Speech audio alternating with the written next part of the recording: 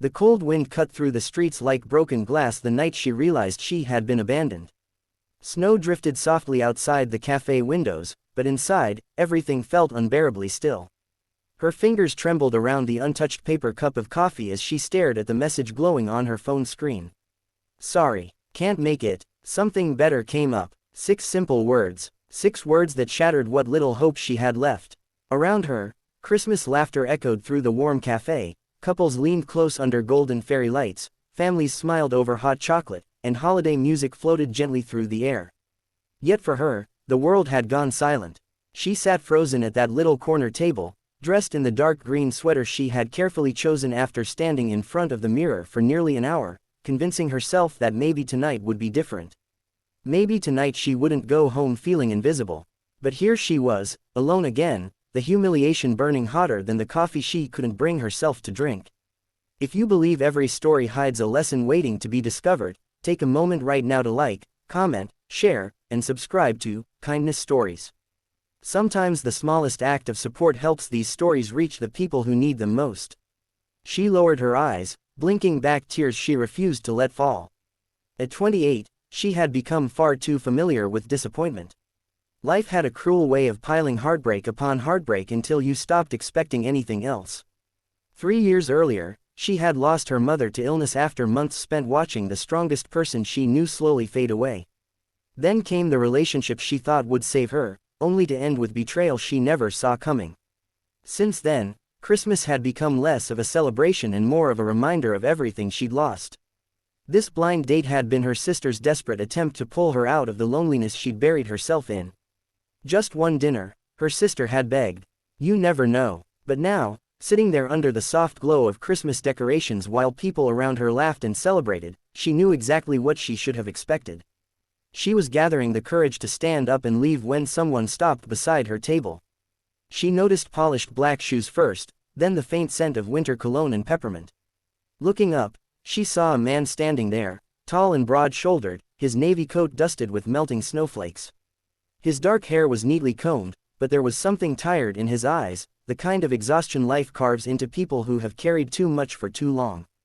Beside him stood a little girl, no older than 7, bundled in a cream-colored coat with a red scarf wrapped around her neck. Her blonde ponytail bounced as she shifted nervously, clutching a stuffed reindeer to her chest. The man hesitated, glancing at the empty chair across from her. His expression carried an awkward uncertainty, as though he was about to ask something absurdly inappropriate. Yet there was kindness there too, quiet and genuine. He explained that every other table in the cafe was taken, and his daughter was exhausted after their long evening. Would she mind if they sat there for just a little while? She almost said no, not because she was cruel, but because she wanted to be alone with her embarrassment. But something about the little girl's tired eyes made her nod. The man thanked her with visible relief, helping his daughter into the seat beside him.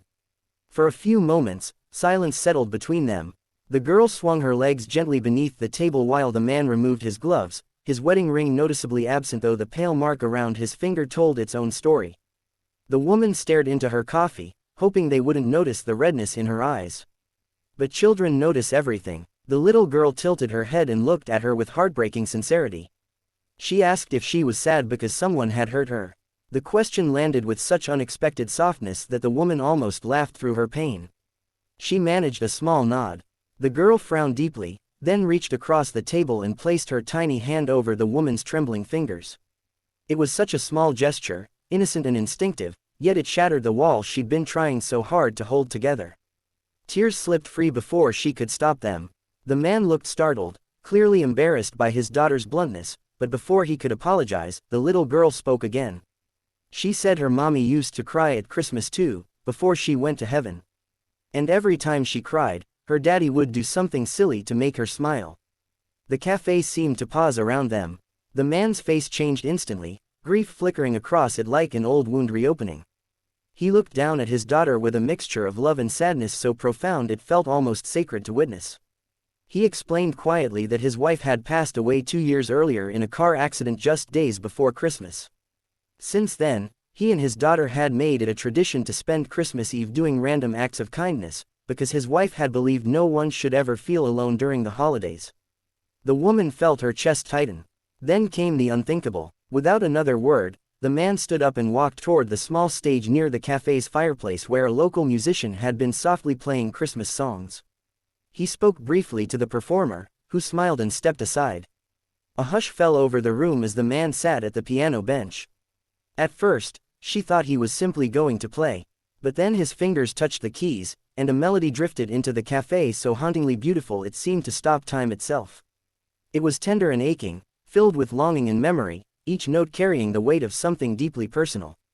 The little girl beamed proudly, whispering that it was the song her daddy had written for her mommy when they first met. As he played, his eyes found hers across the room. There was no pity in his gaze. No awkward sympathy, only understanding, the kind that passes silently between two people who know what it means to lose something they can never replace. And then, halfway through the song, the little girl tugged at the woman's sleeve and pulled her gently toward the empty space beside the piano. The child handed her a single folded piece of paper. Confused, she opened it. Written in careful handwriting were the words, "No one deserves to be alone on Christmas. Especially someone who still has so much light left to give." Her breath caught. The man finished the final note, stood, and crossed the room. Then, in front of an entire cafe filled with strangers, he did something she never could have imagined. He asked her to dance. Not because it was romantic. Not because he was trying to impress her. But because he saw someone drowning quietly in loneliness and chose, in that moment, to reach for her. The cafe lights blurred through her tears as she let him guide her into the center of the room. Around them, strangers smiled softly. Some wiped away tears of their own. The little girl clapped happily from her seat.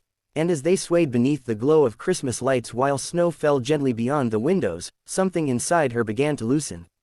Not all at once, not enough to erase the years of grief she carried, but enough to remind her that broken hearts can still feel warmth. Enough to remind her that sometimes healing arrives not with grand miracles, but with quiet acts of unexpected kindness. Before we reach the ending, comment below with one word that describes how this moment made you feel. When the song ended, neither of them rushed to step away. They simply stood there, two strangers bound for a fleeting moment by shared pain and fragile hope. Outside, the world remained cold and dark, but inside that cafe, beneath the golden wreaths and twinkling lights, something had shifted. Weeks later, they would meet again. And again after that, not because they were searching for rescue, but because sometimes the people who understand our loneliness best are the ones who have survived their own. If this story touched your heart, if it reminded you that kindness can arrive when we least expect it, take a moment to like, share, and let your voice be heard below. Stories like this matter because they remind us we are never as alone as we think.